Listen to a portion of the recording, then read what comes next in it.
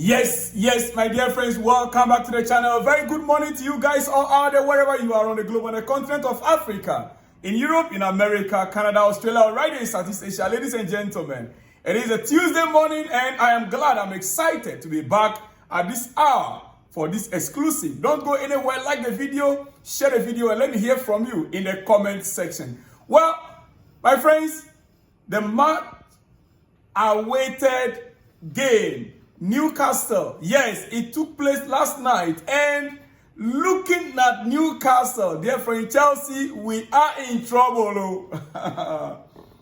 If we are in trouble, wherever you are, this is Salon's blog once again, and you are welcome. Newcastle demolished their opponents yesterday in the first 30 minutes alone. You see, Leicester, Chelsea struggled. We labored to beat them 1-0 at home. We struggled and we labored to beat Leicester City 1-0 at home. But here is Newcastle last night beating Leicester City in the first half alone, 3 goals. In the first half, in the first 33 minutes, 3 goals in the first 33 minutes. Dear friend, I'm not too sure how the game even ended. But from what I watched from the beginning, before I got up, before I left the game, in 33 minutes, Newcastle was up by 3 goals in first half. Listen, as things stands right now, Chelsea, we are in a very difficult situation, and we place ourselves in that situation. Yeah. We put ourselves in such a situation right now that we are just living on a thin edge of missing out on top 4. Or in fact, Champions League football. We are on a thin edge. Why am I saying this? Do you think in our next three games against Ipswich, right, that we are going to be playing equally Newcastle and Nottingham Forest? Forest is going to be the last game. All these games, both Newcastle, they are our opponents in the coming weeks. Nottingham Forest are our opponents in the coming weeks. Do you think Chelsea stand any chance of beating Newcastle and Nottingham Forest? Do you think so? For me, unless Chelsea can win the next 3 games before meeting Liverpool, unless we can win our next 3 games before meeting Liverpool, who by then would have been declared winners of the league. By then, Liverpool would have been declared official winners of the league 2024-2025 season. Then only we can go into the game against Newcastle and Nottingham Forest with confidence. What will happen then is that if Chelsea is able to win our next 3 games, meeting Liverpool, we are going to meet Liverpool with confidence. And by then, Liverpool has already been declared winners of the league. So they might have, they have nothing to lose if Chelsea beats them. They're going to be playing for only pride. I hope you get my point there. Liverpool then can only play for pride. They have nothing to lose because they are already declared winners of the league. That is the only time that meeting Liverpool will be easy for us. Yes. Is it doable? Can we achieve it? We can achieve it. If we put our heads together and we not go into any of the next 3 games like we went into the game against Brentford. The truth is that we actually put ourselves in this position. There were games that we were supposed to win from the beginning. We were supposed to win those games from the beginning of the season, outrightly, but we messed them all up. A game against Ipswich, we were supposed to win that game. Yeah. We had, even against Liverpool, our first game against Liverpool, and Man City, those were games Chelsea was then. At that time, we were winning games.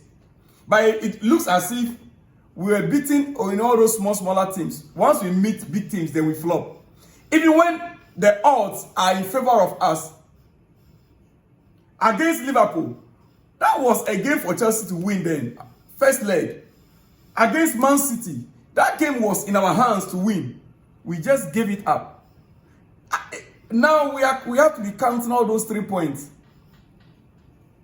We have to be counting all those 3 points. We put ourselves in this situation. Yeah. Look at Brentford just a few days ago. That was also another game. But if not for player management, in quotes, player management, when I saw the lineup facing Brentford, I'm like, my goodness. Kenyan Dewsbury Hall playing number 10 role, playing the position of Cole Palmer against Brentford, away match.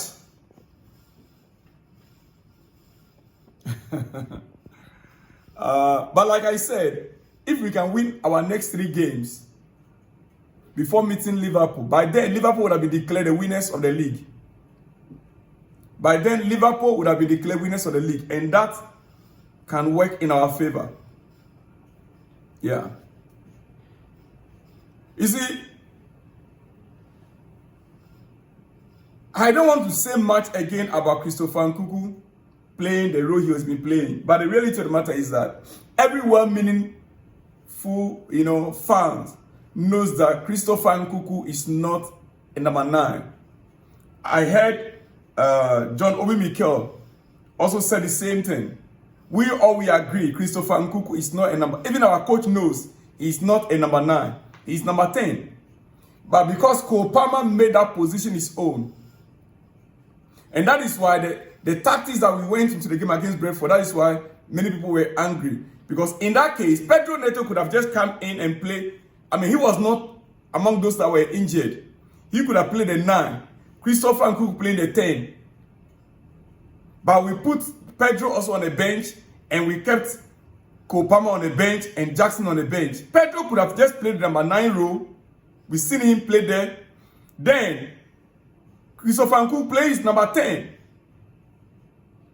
That would have been better.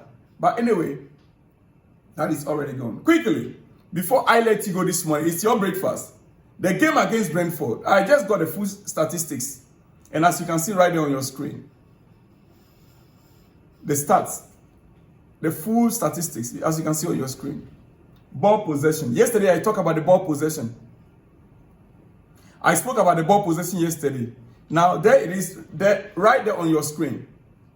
Chelsea possession is insane in every game. In almost every game. And it's not just this. Now, let's go to, let me show you this also. Let me show you this. Yeah. Match statistics. Look at it, player by player. Match statistics, player by player. Tosin. Most clearance in a game was Tosin. 6 clearances. Most tackles in a game. Both Casado and Kenyan Dewsbury Hall, they had the most clearance in a game. There it is on your screen. Now, most interceptions. Rhys James and Malo Gusto, they had the most interceptions, 3 each. Then look at this number there. Most passes in the game, 62. And who? Moise Caicedo. Moise Caicedo alone had 62 passes in a game. And most key passes in the game, 4 by Enzo Fernandez. Now, you look at these statistics and you go back to the game, itself. And you look at the match overview statistics and our ball possession. It clearly tells you that we are keeping ball. We handle the ball, but our final third is always the problem. Our final third. burying the ball in the net has always been a problem. What is the solution? Now we need 3 wins before meeting Liverpool. In fact, 3 wins, then only we can now take a little bit of breath. Otherwise, we are going to be missing out on the Champions League. I mean, missing out in the top 4. What do you think? What do you think? You see, someone will say it was a fair result for both teams, Brentford and Chelsea. Looking at the way the game was, it was a fair result, right? It was a close game, yes. But it was a frustrating game for some of us, especially if you want to preview it. When you preview the game, it was much more frustrating than even watching it live. When you are beginning to see our loopholes, the shortfalls in a game, it's more frustrating to preview. That is why until now, I'm not too sure how to analyze it. I'm still working on it, but I'm not too sure how to come up with a full analysis of the game. Maresca needs to find a different strategy of winning games anyhow. Enzo Maresca needs to find a way that Chelsea can win games without the normal traditional system. You look at Strasbourg, Rosenhoff found 8 different ways of winning matches. Oh yes, I got that. I think I need to get that for you guys. In Strasbourg, Strasbourg head coach Rosenhoff, in Strasbourg, he found in this season alone, he played 8 different formations. 8 formations throughout this season.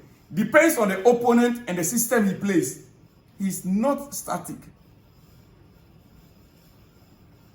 He's not static. And you cannot tell me that Strasbourg had better players than Chelsea. And when you are playing against teams like PSG, you are playing against teams like Marseille. He adapted different strategies to suit each of these teams. But Enzo Maresca, 2 players are out and we are in trouble.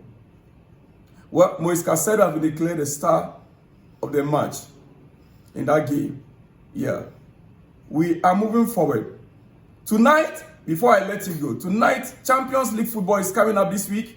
Yeah, we have Arsenal, Real Madrid, Bayern Munich, Inter Milan, PSG, Aston Villa, Barcelona, Dortmund, Bodo Glimt, Lazio, Rangers, Atletico Bilbao,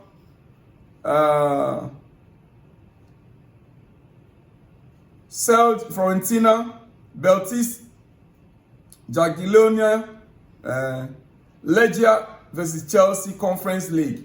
Yes, that is a Conference League game on Thursday night. Well, dear friends, without wasting much of your time, I want to run up by saying it again. We must beat Newcastle and Nottingham Forest to have a chance of making it to the top 4. Chelsea must beat Newcastle and Nottingham Forest in the coming weeks if we want to be in the top 4. Minus that, Chelsea are out. Maybe if we are lucky, in fact, it is very, very, very thin. Because with Newcastle and the games we have in hand, well, guys, I'll be back in the coming hours. See you all in the next one when you see me. Shalom and peace.